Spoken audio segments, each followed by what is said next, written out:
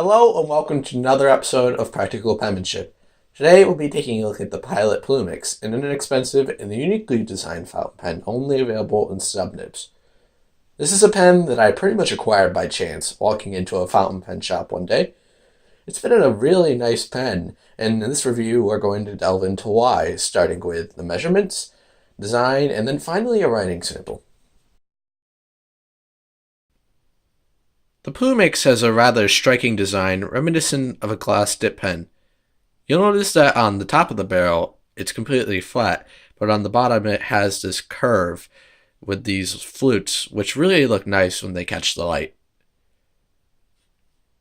The section follows the curves of the barrel and has these two facets similar to the grip of a Lamy Safari, although I don't find them quite as intrusive because they're a bit shallower and the angle is just a little bit more comfortable for my hand.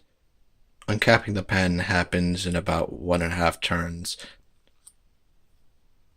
And in doing so, you reveal the medium Pilot stub nib. These nibs are interchangeable between the Metropolitan and the Pereira, and as you can see, they are untipped. I find this a very comfortable pen in the hand, and I think that these grooves line up very well with the curvature of my fingers. Balance is exceptional, and the weight, the really light weight, makes it really comfortable for long writing sessions. You can post a pen, however, it really doesn't add much length or weight, and because of the residue that is in the cap, I wouldn't necessarily do it. The only filling options for the Plumix are Pilot's proprietary cartridges and converters, except for the largest Con 70. The pen is not eyedropperable because of a hole in the end of the barrel. One free black cartridge is included with the pen, and I find a good way to stay economical is just to reuse the cartridge and refill it with a syringe.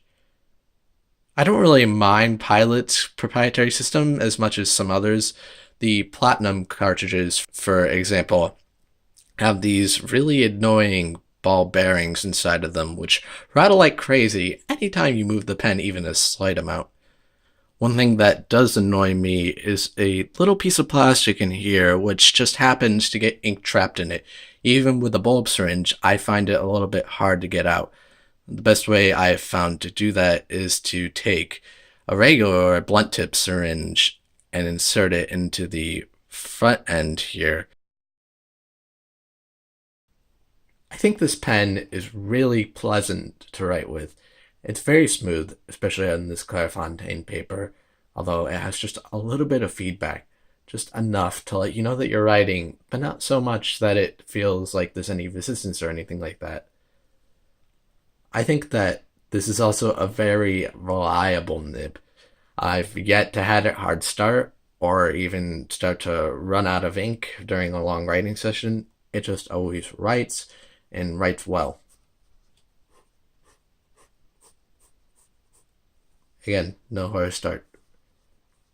As per the line variation, there's a decent amount, and by line variation, I don't mean how much you can flex it, I just mean by the character of the stub. This is, again, as I might say in the future, not a flex nib. It's just a regular nib, and I think it works best with just a light touch. It's actually a rather forgiving stub. You can tilt it a little bit and have it still right.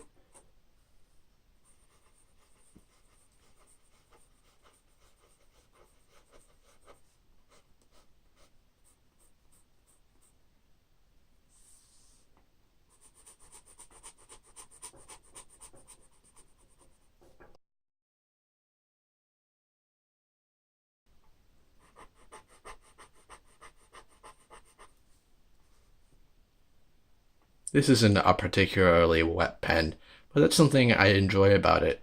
It's more forgiving on cheaper papers. The Plumix is a great pen for anyone looking to try a stub nib. Whether you're a beginner or someone with a bit more experience, I think this would be a great pen. I really think that this pen embodies the term cheap and cheerful. as it's a very good writing instrument at an affordable price, and it offers one luxury that more expensive fountain pens don't have: the ability to take it places and to do things with it and not have to worry about minor cosmetic imperfections or anything. It's a pen meant to be written with, not protected.